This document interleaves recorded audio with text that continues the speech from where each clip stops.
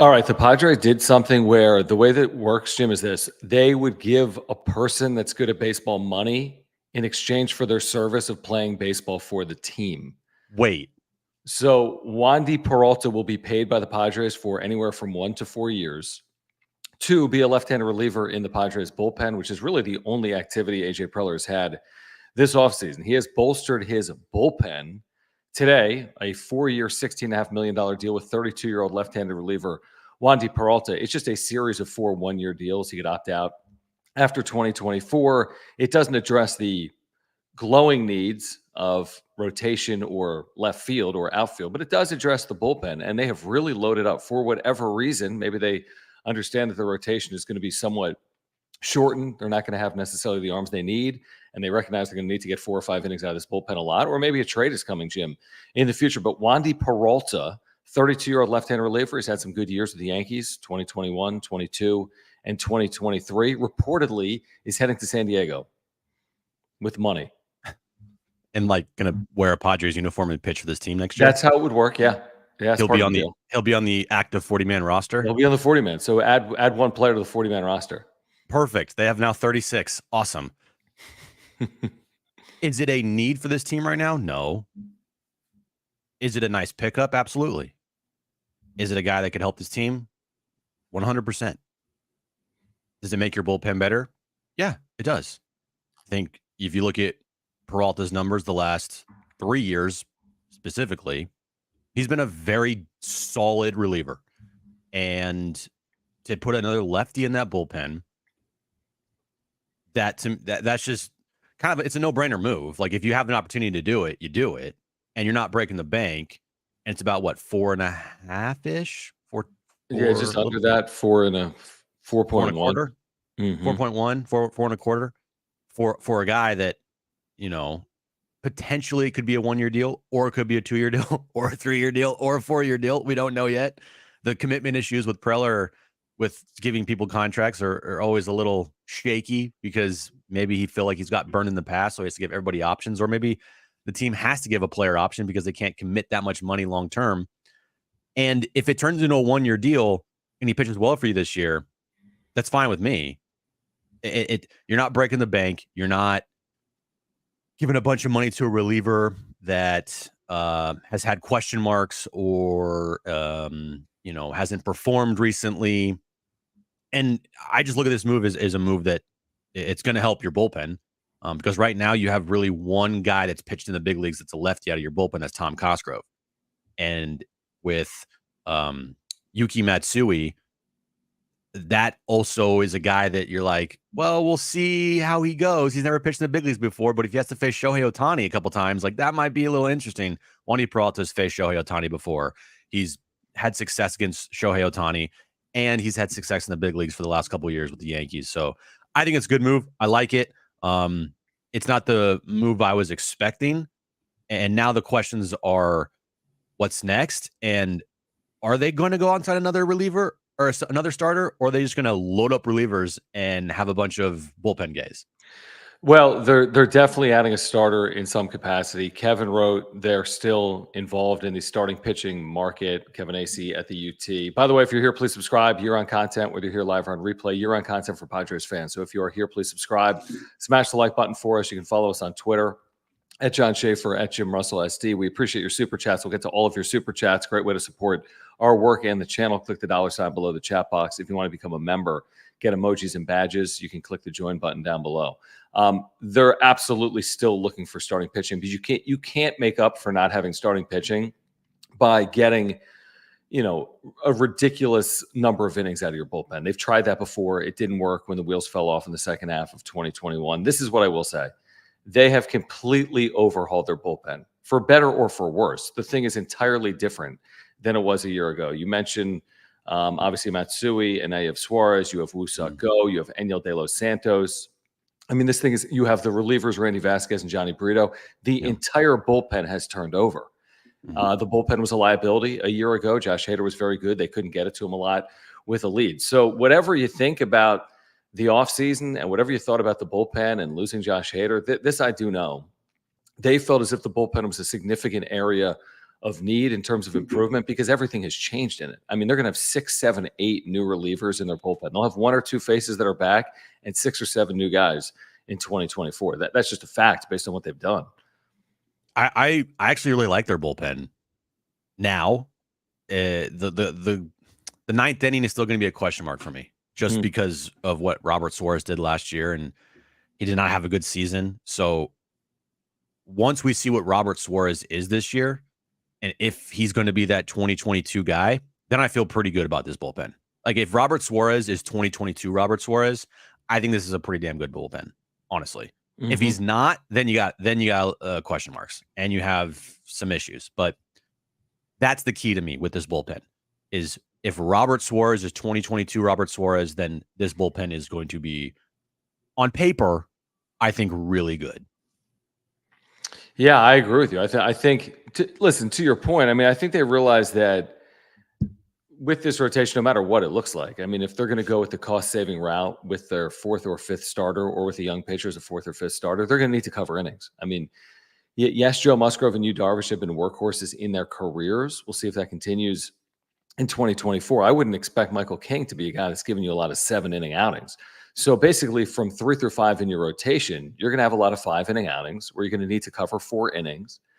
And I look at the bullpen right now and I'm like, well, it's pretty deep and it's pretty filled up. And I do wonder, could someone that is in their bullpen potentially be used in a future trade to acquire major league talent, whether it is a rotation piece via trade, whether it is an outfielder potentially. I still think they have money as well. I mean, like you said, it was 4.25, actually less than that in this deal per year. They clearly have a little bit of money here. I don't know how much, but somewhere probably between $10 and $20 million. So if they just wanted to spend it on a starter, they probably could. But the question is, can you get a starter and an outfielder and more working with that, 10, 15, $20 million? Well, we're starting to see maybe where they think they're going to go this year because maybe they can't sign, that starter for 12, 13, 14 million a year. And so they're just going to load up in their bullpen.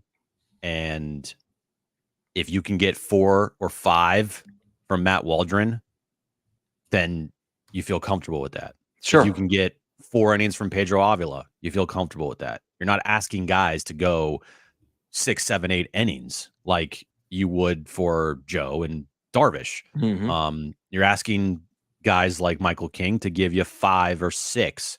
Guys like Avila and Waldron, if they're in the rotation, 4 or 5, and then you load up in your bullpen and you can use that to your advantage. Is that something that could work over the course of an entire season? It's risky. It's definitely risky. But with them adding another solid reliever today in Peralta, you can start seeing maybe that's their vision. Maybe they're viewing this as, okay, well, we can't go out and get a quality starter that can give us 160 innings because we just don't have that money to give him.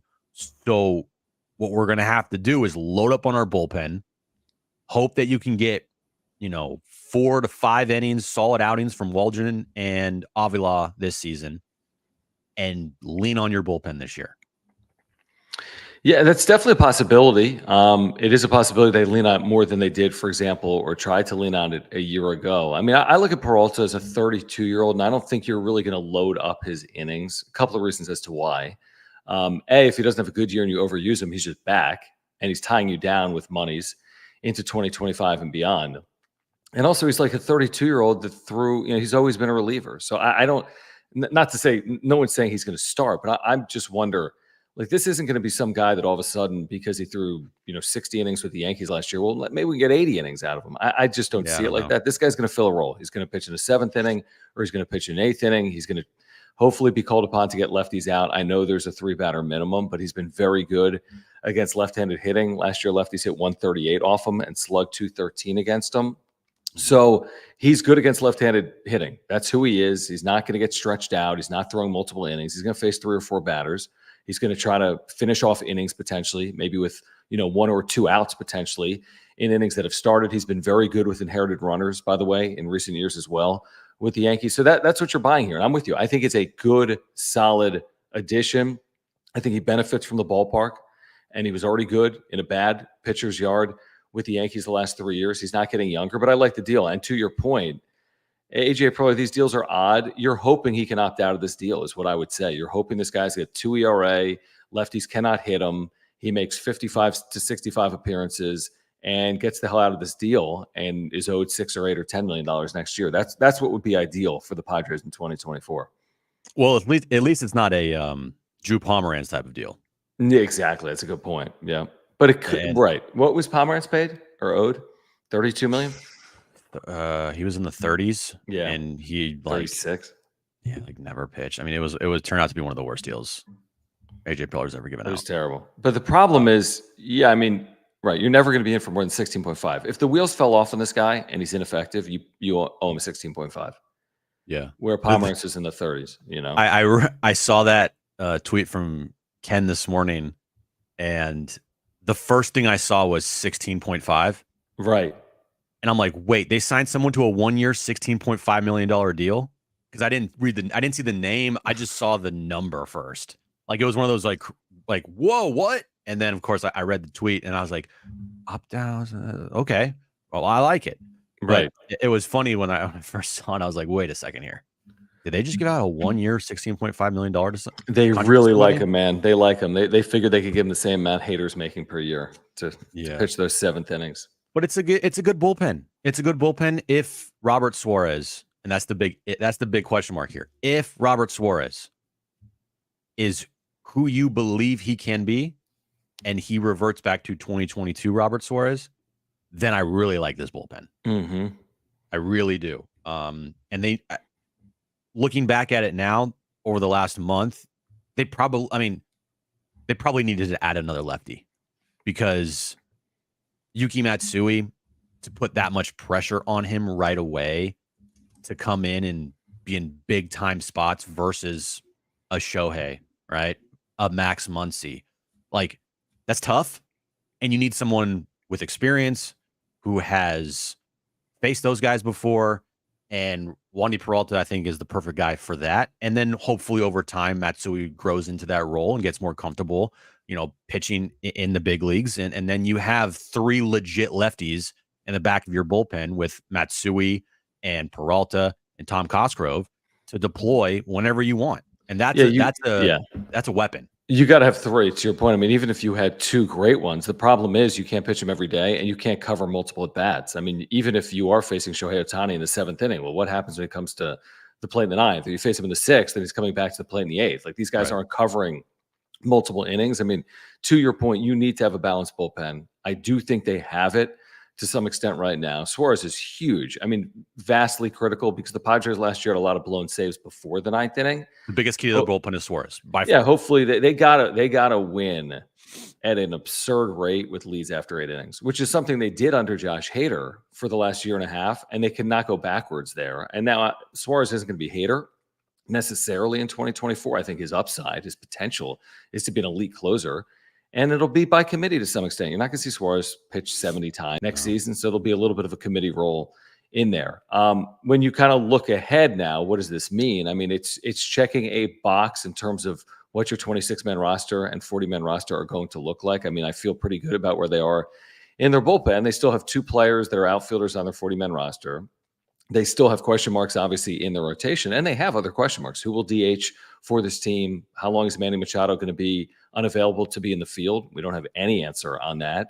What's the deal with Jake Cronenworth? Is he playing first base? I mean, there's other questions here, but the primary questions are they going to finish this rotation off and add a veteran starter? Kevin Acee says they're in the market for one. Yeah. And they have to add to their outfield. And how are they going to do this? Is it going to be via trade? Are they going to count on some youngsters like Jacob Marcy or Jackson Merrill? Or how are they going to finish off this roster? Because clock is still ticking. I mean, we both can agree. I think their next move has to be an outfielder, right? I mean, I wouldn't be opposed to them adding a starter as their next move. Yeah, I mean, it doesn't have to be an outfielder, but you would prefer that question mark, that big, giant green question mark out in left field, gets answered. And maybe it doesn't answer this week or next week or whatever, but I mean, like, I don't know what they're planning to do there, because it feels at this moment in time they're so focused on pitching, which is not a bad thing. I mean, you need a lot of pitching. I will fully support that every single day of the week. Pitching. But you still need like a left fielder and preferably another center fielder as well. I mean, you have 2 outfielders. So Well, yeah, I mean, they'll have 5 outfielders on their 40-man when the season starts, or 4 like, plus an infielder that plays outfield. yeah, that'd be interesting. So again, that's the next, and that's been the biggest thing for me is like, all right, cool, go get an outfielder. How are you going to go there? And honestly, John, like maybe because Preller loves to do like make moves before moves. So maybe this move for Peralta is another move to make a trade. You know, one name, you know, that maybe could give some value is Adrian Morejon, right? He's a guy that has a lot of potential, but he's never, ever healthy. And maybe the Padres are just done with it. Maybe they're just like, okay, look, we're done with this. We need, you know, major league talent, and maybe we can put him in a trade for somebody to get some outfield help back. I don't know, but maybe this sets up a move for a trade somewhere else to help improve this roster. Yeah, I mean, you'd be selling low, but then again, there's never been a high with Adrian Morejon. So maybe you just part ways because he'll be better off in a new organization. Maybe he needs a fresh start, and maybe you can get something for him that you can't get moving forward. I do think it's a good point. I mean, I go back to what Dennis Lin said, maybe to Darren, or we read in the mailbag at some point. I think it was in the mailbag initially, within the last 2 or 3 weeks. And Dennis theorized that he basically would be surprised if there was not a significant trade made by the Padres between now and their first game in Korea on March 20th. So, I mean, Dennis covers the team for a living. He's been really good in his reporting. And how else do you deal with the issues that they have to deal with right now other than do it via trade? I don't think they just buy every position they need to fill. And if they do, they're buying they're dumpster diving to do it. I mean, it's going to be a really unique way to finish off the roster if that's the way to do it. I think if they want to really make an impact, they're going to have to give up some prospect capital. I don't think people love that idea necessarily because we've seen them trade away prospect capital before and it hasn't necessarily paid dividends. But, you know, if you can add Alek Manoah from the Blue Jays to your rotation and you have to give up a top 10 prospect, then that's the cost to do it. Or if you have to give up a top 10 prospect to go add an outfielder that's under control for the next couple of years, again, I think you can go via free agency for one of these needs. I just don't think you can do it for 2 or more potentially of these needs. And if you do it for 2 or more, you're just buying at the extreme low end of free agency. There has to be a trade, right? I think so. I'd be surprised if there wasn't. Yeah, there has to be at least one trade of significance, not like to the level of Juan Soto, but I mean, one trade to help out your major league roster, I would think. Yeah, I mean, that's a pretty good theory. I mean, they've already made one pretty significant trade. Aaron Boone, the Yankees manager, says the Padres actually did pretty well in that trade for Juan Soto. But yeah, I mean, I'd be surprised if there wasn't another trade. It's just like you look at the available options out there and you're like, well, what are you buying? I mean, why waste money as opposed to go get something that actually has value, even if it costs you something? Yeah, like there should be a goal to try and win this year. And and we know how trades work. You're going to have to give up something to get something. So don't be scared. I know we're not saying to go out and trade the farm like you have in the past, but you know, don't be scared to maybe give up somebody that you like to help out the big league roster this year instead of, you know, keeping these prospects here because you have effed up in the past and you're like, well, I want to keep these prospects. You can still keep the good prospects. You have a bunch of them. You can still trade of your surplus of good talent to get major league talent to help this year. Yeah, there's 6 or 7 guys I'm probably not really apt to move. If I'm AJ Preller, I'm not saying they're unmovable or untouchable. There's probably 2 or 3. There's no chance in hell I'm moving. Who? And then there's 2 or 3 that I'd have to really get something of great significance to move. I'm not moving Ethan Salas. You just cannot do it. There's no scenario they're moving him. They're just not. They've sold him like he's the second coming of Johnny Bench. Better. And I don't see them. I don't see them moving Jackson Merrill. I don't see them moving some of this young pitching that they've drafted in the last 2 years. The Snellings, the Leskos, I may be missing a name. So I'm not saying Thorpe absolutely via trade. There's no way you're moving him this year. So again, I'm not saying they're complete untouchables, I think Salas is probably untouchable, would be my guess. I think Merrill may be an untouchable at this point. But again, everyone's got a price. So, but again, I mean, let's be honest. I mean, are they really trading Ethan Salas a year and a half after getting him internationally and putting him on this trajectory? I'd be shocked if Ethan Salas moved. I'd be absolutely shocked. He's not moving. There's no way. There's no discussion about that. I think Jackson Merrill is not moving at all. The pitching that you mentioned, Lesko, Snelling, Thorpe, they're not moving. But guess what? They still have other pieces in their farm system. Oh, yeah, definitely. That they can move. And they're probably going to have to do it. Because the options of signing players to these, it's just not realistic, it feels like. It's not realistic to go out and give Tommy Pham a $14 million contract for 1 year. Good point. Not. Yeah. So that's a good point. Maybe they're gearing up to do something like this, or maybe they're reluctant to do something like this. I don't know which one it is. Yeah, either do I. We'll get back to the chat in a moment. We do want to thank our title sponsor here on the Wrap-Up Show. We could not do this channel as often as we do it, or have gotten this channel off the ground without the support of Mark Nimitz and without our viewer support of Mark as well. If you have any insurance need, you need to get in contact with Mark Nimitz. He will save you money. He is a great insurance agent with great customer service. You can take that from us. I've got a homeowner's insurance policy with Mark. I've got an earthquake insurance policy. I have a life insurance policy through Mark Nimitz at Farmers Insurance. We had a claim in 2022. He saved us thousands of dollars. He saved us dozens of hours, if not more than that, of time. So he's a great insurance agent. There's a link to his website down below. Whatever you need, you can get free quotes online or by calling Mark. If you call Mark, he will talk to you about the Padres. He is a massive Padres fan. He is a native San Diegan. Auto, home, business, life, condo, whatever it is, Mark can save you money. If you support our work, if you support this channel, if you are in California, please get in contact with Mark Nimitz at Farmers Insurance. Yeah, all his information is on the ticker below. You can reach out to Mark at mnimitz at farmersagent.com, mnimitz at farmersagent.com. When you reach out to our buddy Mark, let him know that the Wrap-Up Show sent you. All right, please subscribe. Join us today on the radio as well. John and Jim, 3 to 6, San Diego Sports 760, also on the free iHeartRadio app, also on YouTube by searching for John and Jim 760. So this is the first move we've seen in a while, the better part of a month. For a major league player, by the way. For a major league player. The others have been Matsui and Go. Mm-hmm. And I don't know the dates on those, but it's been about a month since those. Has it been the only... Yeah, this is the only signing this offseason so far of a major league player. Signing, yes. They've traded for those that have been in the major leagues, like the Soto trade.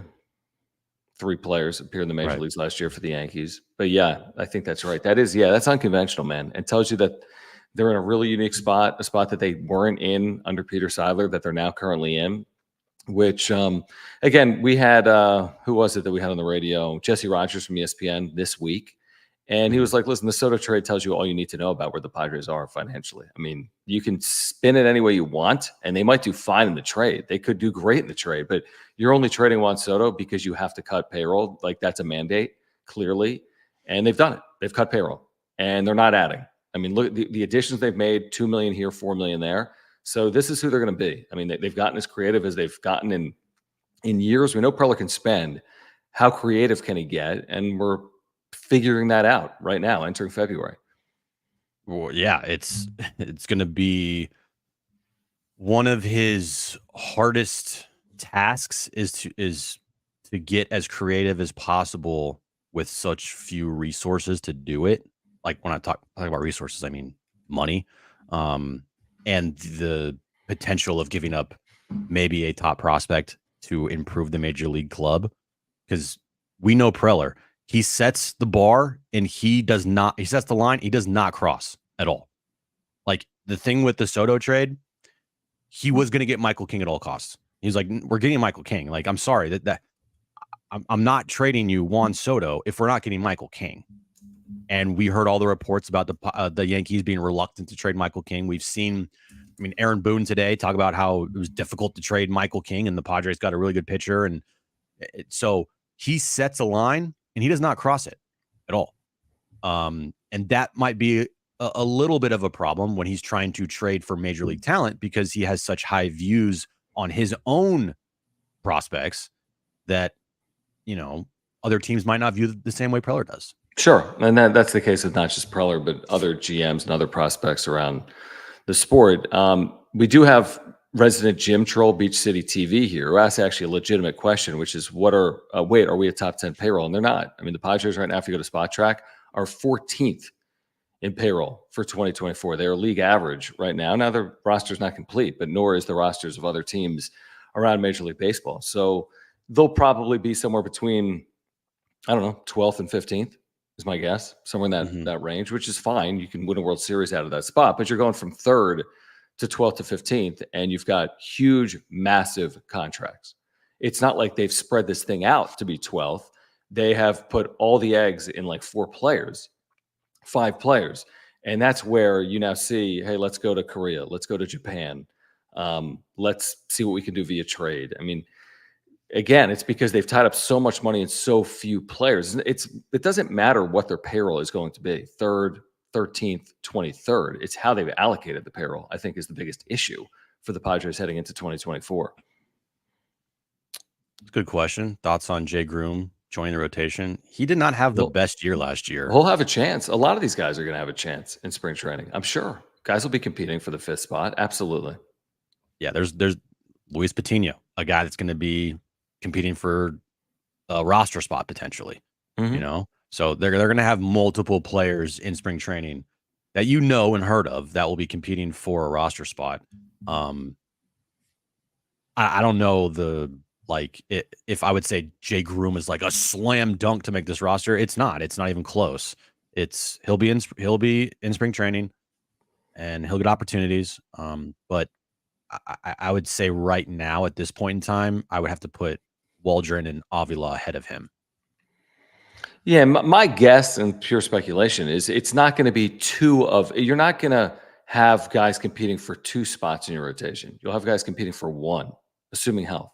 So you're not trying to fill your 4th and 5th spot in your rotation. That's where you get into trouble. Because then all of a sudden, if Darvish or Musgrove are ineffective or not healthy or something goes on with King, now all of a sudden you're really stretched thin. You need to have 4 legitimate starters. And then you can figure out what you have from there. I mean, even there, you're thin. I mean, 4 legitimate starters plus figure it out is not an ideal situation to be in. I do believe out of the combination of Groom, Patino, like you said, Avila, Waldron, out of that combination, you have a starter. One guy makes 13 starts or one guy makes 30, but you probably have a starter in your system. But do you have 2? Are you relying heavily on 2 starters? And maybe you are because they've really bulked up this bullpen here. But I don't think they are. I don't think they start 2024 with their number 4 and number 5 starter coming from their system or guys that were non-roster invitees. I think they're still adding one more starter. I don't know how, but I think they're adding one more. And realistically, how many teams in baseball have like 5 legit starters in the rotation? Not a lot. Not a lot. How many have 3 legit starters in the rotation? Probably not. Only maybe half of them. Right. Maybe half. So what they're banking on and hoping for is Darvish, Musgrove, and King are 1, 2, 3, and they're all healthy throughout the entire season. They all perform, and they're legit. Like you can get one of those guys is an all-star this year, and all 3 of them have 150 plus innings pitched this season. Then I think we're looking at the back end of the rotation is not as big of a question mark because you can go with a Waldron and an Avila, or maybe a spot start from a Patino, or bullpen day, or whatever the case may be. You're not like running super thin, but the counterpoint is if you get an injury from Musgrove or Darvish, or if Michael King does not pan out to be the starter you hoped he could be or would be, then you have major problems. That's 100% right. I completely agree with you. It's like, how much risk are you willing to take on? That's the question, because guess what? In 2021, of the year, right, they just took on a lot of risk. It could have worked out. There's a world where they stay healthy and they were good in the second half of the year. Right. Here's the problem. They couldn't overcome injuries. All teams deal with them. Yeah. To what extent, we don't know. I mean, some teams lose guys to Tommy John, other guys lose a guy for one start, and it's not a big deal. And you keep your 4 or 5 or 6 starters intact for most of the year. It's like, what risk are you willing to incur? Because you know what happens, Jim. You get into the season and it's June 1st, and you lose a starter, you have no answers. You're not pushing up on the deadline for weeks. The price for pitching is high. Right. So you don't know what move you can make. And by the way, once you get after the deadline, just ask the Padres in 2021 and 2023, you're just screwed. If Darvish goes down or Musgrove goes down August 1st, or Chris Paddock goes down August 1st, like happened in 21, you have no options. You are literally signing guys that are trying out at some park, like whomever they signed in 2021 to pitch the last. Who did they even sign the last 2 months of the season? I mean, how can we forget? Jake Arrieta and former Vasquez. Who was it, guys? He made 6, Velasquez? 7 starts. Velasquez. Yeah. Velasquez. Yeah. So Vince Velasquez. Thank you. So, I mean, that's what I mean, listen, there's no guarantee you have to turn to Jake Arrieta. You can stay healthy, but like, I'd prefer to address it before the season than in it, is the point. You get into the season and you're stuck between like a rock and a hard place. Matt, appreciate the super chat. Thank you for your membership as well, guys. If you are here, please subscribe. We have year-round content for Padres fans. Appreciate the super chats if you're here live. We appreciate the super thanks if you're here on replay. Matt says, is there another Matthew Batten in the farm for outfield? He was serviceable, which is all they need now. Apparently, they need way more than that for a starter. Yeah. For a fourth outfielder, you have Jose Azocar. You're great. For a fourth, fine. The problem is 2 and 3. Yeah. Even Jose Azocar for a fourth outfielder, you're like, okay, it's not bad. You just hope if someone gets injured and he starts starting every day for you for the next 3 months, then you might run into some issues. But Jose Azocar is a fourth outfielder, defensive guy. Like, yeah, that's fine. Fine. But they need more than just serviceable. Like, if you get just serviceable, then it's not good enough at all. No, I'll take a serviceable bench, which is basically what the Padres have done under AJ Preller. Like, they never have an elite bench, correct? Like they how often like, man, I can't wait for this pinch hit spot is so massive. They're set up beautifully to take advantage. Never happens. Now, I'm going to be interested to see how they deal with the first couple of weeks of the season in terms of DH and infield defense because of Machado. And I think we'll learn more about that. Would I be shocked if Machado was playing in the field to start the year? Maybe not. It is Manny Machado.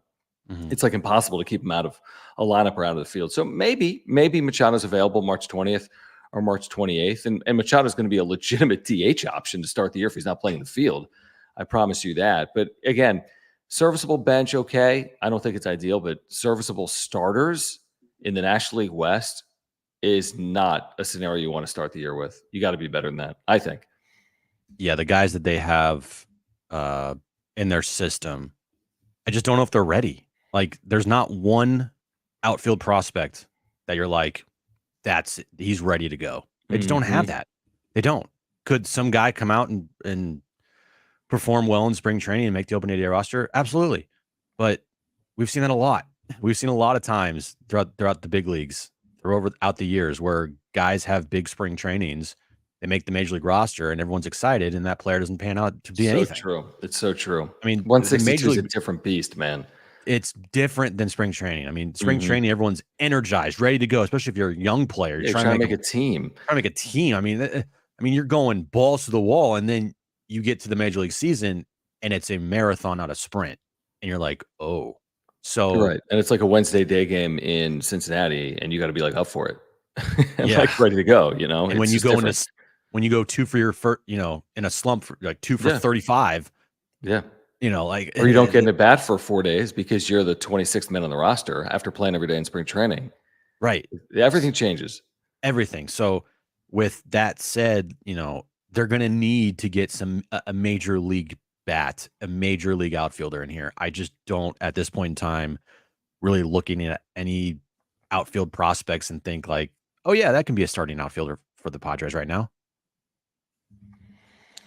All right, let's get back to this in a moment. I do want to remind our viewers about our longtime partner here on the Wrap-Up Show, a great, great company. If you're looking to get healthier, kicking off this new year, still in January, do it with Aura, ora.organic. Their co-founder, Will, is a huge Padres fan, a San Diegan. They have offices right here in Liberty Station, right by Point Loma. Great, great company. Plant-based nutrition, whatever you need in terms of supplements, they have it. I've been taking their probiotic for forever now, probably 2+ years.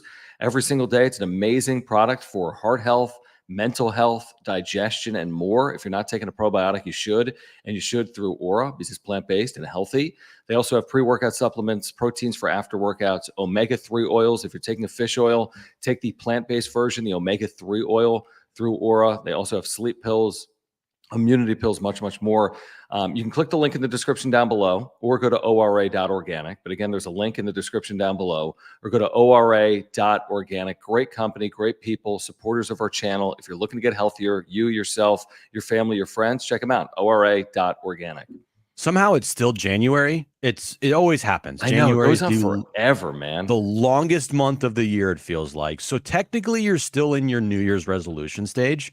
And if you have not started your New Year's resolution, which may have been to be healthier and get into shape, or is the perfect place to go and start your New Year's resolution to be healthier and get into shape, www.ora.organic.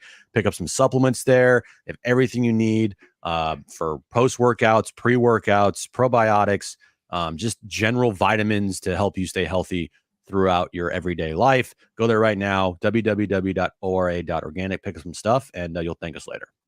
I don't want to play the sound because we'll probably get a copyright infringement and it's not worth it. But Aaron Boone, Ben Fadden has it, Talking Friars. If you want to see it, we'll play it probably today on John and Jim. Aaron Boone on like a YouTube stream talking Yankees was asked about the Soto trade. And he was very complimentary, obviously, of Juan Soto and pairing him with Aaron Judge. But he also kind of took you behind the scenes, Jim, of what the Yankees were going through. And the reason the deal, remember, it didn't close immediately and it took a little bit of time. They were doing everything in their power to keep Michael King out of the trade.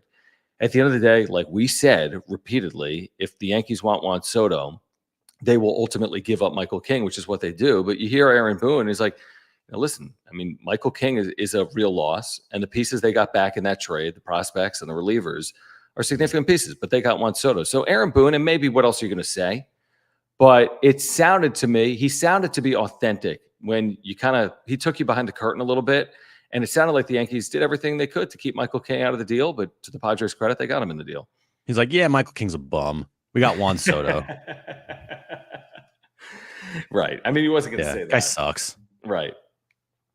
I like the upside of Michael King a lot. Mm-hmm. I like the upside a lot. The question is, can he take it to that next level? Right. He had 7 or 8 starts at the end of last year, which he was maybe really more than good. that. Maybe more. Yeah, maybe a few more than that. He pitched just over 100 innings, right? Mm-hmm. Last year. He made 9 starts. Okay. 104 and 2/3 innings. Right. Just over 100 innings. That's the most of his career, correct? Correct. Okay. You need to bump that to 150 now. Right. And, how is he going to react? I have faith that he's going to react well. Just you got to see it. And if he turns in, I mean, if he puts up the same numbers this upcoming year as Michael Wacha did last year for the Padres, massive win. Yeah, definitely. That's what you're looking for. That's exactly what you're looking for, because you lost Michael King, or not Michael King. You lost Lugo, Wacha, and Snell. Hard to replace Snell. That just is. The only way you can replace Snell is like really if Darvish has a very solid all-star 2022 type of season, right? And Joe does the same thing, right? If Musgrove and Darvish put together a upcoming year like they did in 2022, you feel good. And then you also couple that with a Michael King year, like a Michael Wacha last year, you feel good. And that's what I think the Padres are really banking on here. It's just the issue is what's going to happen when eventually that speed bump they hit with an injury or not performing well, or, Michael King has a 6 ERA and 5 consecutive starts. Like, what are they going to do when they hit that speed bump? And can they overcome it? and can they not go into a tailspin?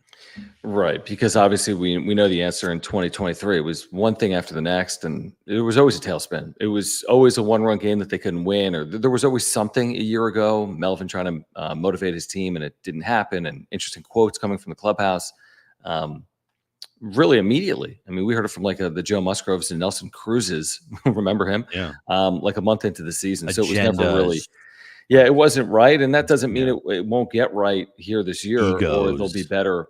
They might deal with it better with Mike Schill, maybe, or maybe they won't. What else was I going to say? I had something I forget. Oh yeah, there was something interesting in the chat from Matt. I mean, this is a fair point in general about young players, and this is another reason why you really shouldn't be rushing. I mean, when you have players that are a year away, they're a year away. You can't make up a year without time. I mean, a year is time. So he says his worry is that when Merrill, Salas, et cetera, hit in the minors and come up to the majors, and they'll struggle because of Petco. That's an additional dynamic the Padres deal with that like the New York Yankees don't deal with. I mean, you can hit in AAA. PCL is a joke of a hitter's league with elevation everywhere. Yeah. Guys have 1,000 OPSs in the PCL and have 600 OPSs sometimes in the major leagues. That's like a different sport. So you have to work with that dynamic as well, Matt. I think it's a legitimate point. But my overall point is, why rush? You don't rush to fill your needs. That's not fair to the players, and you're only setting them back in the process. So you fill your needs and you let these players develop. And if you can't do that, then you're jeopardizing these players, and you're probably jeopardizing your career if you're the general manager. So again, if someone makes the team great, it ain't Ethan Salas. Mm-hmm. It's not Jackson Merrill in the outfield. But if someone makes the team, I understand it. If a series of rookies make the team, then you're left scratching your head. Yeah, that's one of my biggest concerns this year is the potential of this organization rushing guys through their system way too fast. Mm-hmm. And that's kind of Preller's MO. I mean, it's been literally reported on. That's what he has done. He has a track record of doing it. And also we have former players that were rushed through the system saying that we came to the big leagues not ready. And if we didn't perform right away, we were shunned off to wherever. Like Eric Lauer? Yeah. So Luis Arias, just Cal Quantrill, right? Like, unless that mindset's changed from Preller, that'd be great. But if it hasn't, and you see guys, we saw early as last year, I mean, Ethan Salas get moved through the system, and you're like, what are we doing here? Just you had a guy that spent like a week in advanced day, and they put him in AA. That was 17. Huge rant about it, and I think everyone agreed, or at least most people agreed, that like smart people, like, well, this doesn't really make much sense. So maybe he hasn't changed. Maybe he still views like, okay, I got all these top prospects. Watch them get to the big league levels faster than anybody else. Well, I would argue they might be inclined to do it even quicker, because if AJ Preller's job is literally on the line in 2024, then do you throw caution to the wind, and do you change? Like, you're already doing things quick. Are you going to even quicken that? Now, again, listen, whatever you think about AJ Preller, he knows that you don't just put Ethan Salas in the big leagues and all of a sudden that helps your team win in 2024. No. I mean, that's utterly comical. Same thing with most rookies. Now, some rookies can hit that are developed properly. We just don't know if they've got a class of players right now that have the seasoning in AA and AAA that can be plugged in to the major league level. Now, maybe by the second half of the season or by the start of 2025, maybe that's a completely different conversation. But I don't know what Preller's thinking, because he can't afford to have 2024 at the big league level not work out, even if he develops his prospects. Like, he's going to be judged, I would think, unless I'm crazy, he's going to be judged based on win-losses at the big league level, not on Ethan Salas having a 950 OPS or Jackson Merrill have a 950 OPS in AAA. He's judged on 83 and 79 or 85 and 77, and 85 might be enough and 83 might not. So it's just an interesting dynamic for Preller. And by the way, he doesn't have the protection of Peter Seidler, was very loyal to AJ Preller. No surprise, right? Is that loyalty still exists with Eric Katsenda? I don't know. Maybe it does. Maybe it doesn't. That's from us at the end of the year. If they go, 79 and 83, that's it. There's no, well, we're developing this year. We're in a transition year. We're doing blah, blah, blah. We have talent coming up. Like, no, sorry. You wasted it. You wasted the opportunity. It's over. It's done. You don't get time anymore. The time is now. And if you don't win now, then you're done. It's over with. There should not be a extra 4 years to let all of this talent that you have in your minor leagues to see if they can, produce at the big league level. Like, you've lost that opportunity. The only way you keep that opportunity to see these guys potentially produce the big league level and develop is if you win right now. That's the only way that you're going to be sticking around in my eyes, but things could change. Obviously they did this past year. I thought Preller should have been gone, but he returned. So we'll see what happens. Yeah, I don't know how you sell it. Hey, we were really good in AAA. Hey, we've got 2 of the top They've done it before, 5 though. prospects in baseball, but They've done it time is the before. difference. But the difference is time has passed. You can say it in a second or third year of a general manager. When you say it in a 10th year of a general manager, that is a lot harder. Okay, we do want to remind our viewers about our partner here on the wrap-up show, our friends over at Underdog Fantasy. You can check them out at that's not the right thing I pulled up, by the way. I don't think. It's not. You're an idiot. I am. Hold on. Underdog Fantasy, guys. If you go there right now, use promo code PODSWRAP, PADSWRAP. You will get a 100% deposit match up to $100. You can 20 times your money in a single night. You can actually 100 times your money in a single night. Currently, you go 2 for 2 in their pick'em games, you win 3 times your money. 3 for 3, 6 times, 4 for 4, 10 times, 5 for 5, 20 times. You can even insure. You can insure those pick'ems, which means you don't even have to go perfect. You can miss one and still win. Double your first deposit up to $100. Go to underdogfantasy.com or the Underdog. What am I doing? What are you doing here? Pull that down. What is happening? Right. Go to underdogfantasy.com or click the link in the description down below, or download the Underdog Fantasy app. Use promo code PODSWRAP, PADSWRAP. Double your first deposit up to $100. By the way, big game, right? Next Sunday, not Padres, but another big game. Yeah, they report to spring training, but a bigger game than them reporting. And if you want to take advantage of pick'em offers for that big game, go to underdogfantasy.com. Use promo code PODSWRAP, PADSWRAP. Get a 100% deposit match up to $100. It'll be a Lions-Ravens game next Sunday. That should be a good one. In Cancun. I might watch that game instead of the actual you're not going to watch Puppy Bowl? Potentially. Okay. All right, guys. We are back this afternoon on John and Jim, 3 to 6, San Diego Sports 760, free iHeartRadio app. Also find us on YouTube and subscribe to that channel as well. Search for John and Jim 760. Please subscribe to this channel. We have year-round content for Padres fans. Please support our partners, Mark Nimitz at Farmers Insurance. If you have an insurance need, he is our title sponsor. Whatever you need, he can save you money. He is a great insurance agent. Ora.organic. Get healthier with their plant-based nutritional supplements. Click the link in the description down below. And again, Underdog Fantasy, for our viewers, a 100% deposit match up to $100 using promo code PODSWRAP, PADSWRAP. Take advantage for that big Lions-Ravens game next Sunday in Cancun. All right, we'll see you on the radio 3 for Jim. I'm John. This has been the wrap-up show. Thanks, guys.